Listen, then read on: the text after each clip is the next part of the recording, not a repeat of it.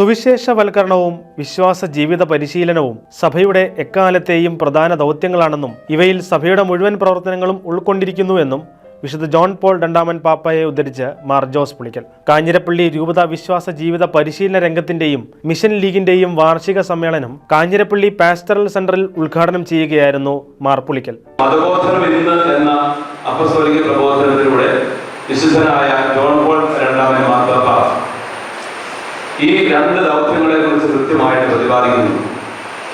ഒന്നാമത്തെ ദൗത്യമായിട്ട് മാർപ്പാപ്പ പറയുന്നത് ഇവഞ്ചലൈസേഷൻ, സുവിശേഷവൽക്കരണം. അതിന് തുല്യമായ രണ്ടാമത്തെ ദൗത്യം വിശ്വാസ പരിശീലനം, മതബോധനം. ഇതാണ് സഭയുടെ രണ്ട് അടിസ്ഥാനപരമായ ദൗത്യങ്ങൾ. ഈ ദൗത്യങ്ങൾക്ക് വേണ്ടിയിട്ടാണ് സഭ നിലകൊള്ളുന്നത്. കാരണം കർത്താവ് ഏൽപ്പിച്ച ദൗത്യം ഇതാണ്. അതിന് തുടർച്ചയായിട്ടുള്ളതാണ് ബാക്കിയെല്ലാം.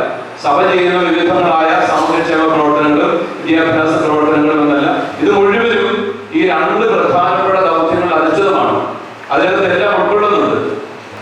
പന്തക്കോസ്താ നാളില് സ്ത്രീഹന്മാരെ പരിശുദ്ധാത്മാവിനെ സ്വീകരിച്ച് തീക്ഷ്ണമായ ഒരു പ്രഘോഷണത്തിലേക്ക് പ്രവേശിക്കുകയാണ്. അതുവരെ ഭയചകിതരായിട്ട് ഒടുവിൽ പാർത്തിരുന്നവരെ പോലെ ആയിരുന്ന ശിഷ്യന്മാര് പരിശുദ്ധാത്മാവിനെ സ്വീകരിച്ചു കഴിഞ്ഞപ്പോൾ ശക്തി ധരിച്ചുകൊണ്ട് വലിയൊരു ദൗത്യം അവർക്ക് ഏൽപ്പിക്കപ്പെട്ടു വന്ന ഉത്തമ ബോധ്യത്തോടു കൂടി സുവിശേഷം പ്രഘോഷിക്കുവാൻ തിരിച്ചു. അതിന് തുടർച്ചയാണ് പത്രോസ്ലീഹയുടെ പ്രഭാഷണവും മാനസാന്തരവും എല്ലാം നടക്കുന്നത്. പത്രോസ്ലീഹ പ്രസംഗിക്കുമ്പോൾ അന്ന് 3000-ഓളം ആളുകൾ കർത്താവിന്റെ വചനം സ്വീകരിച്ച് മാനസാന്തരപ്പെട്ടു എന്ന് പറയും. അപ്പൊ അതുവരെ ഉണ്ടായിരുന്നതിൽ നിന്ന് മാറിയ മനുഷ്യരായിട്ടാണ് അവർ ഇറങ്ങുന്നത്. അത് സുവിശേഷ പ്രഘോഷണം അല്ലെ സുവിശേഷവൽക്കരണം എന്ന ദൗത്യമാണ്. അതിന്റെ തുടർച്ചയാണ് പിന്നീട് രൂപപ്പെട്ടു വന്ന സഭ. അങ്ങനെ മാനസാന്തരപ്പെട്ട് വിശ്വാസം സ്വീകരിച്ച് ജ്ഞാനസ്നാനം സ്വീകരിച്ച് സഭയിൽ അംഗങ്ങളായി തീർന്നവർ ഒരു സമൂഹമായി മാറി.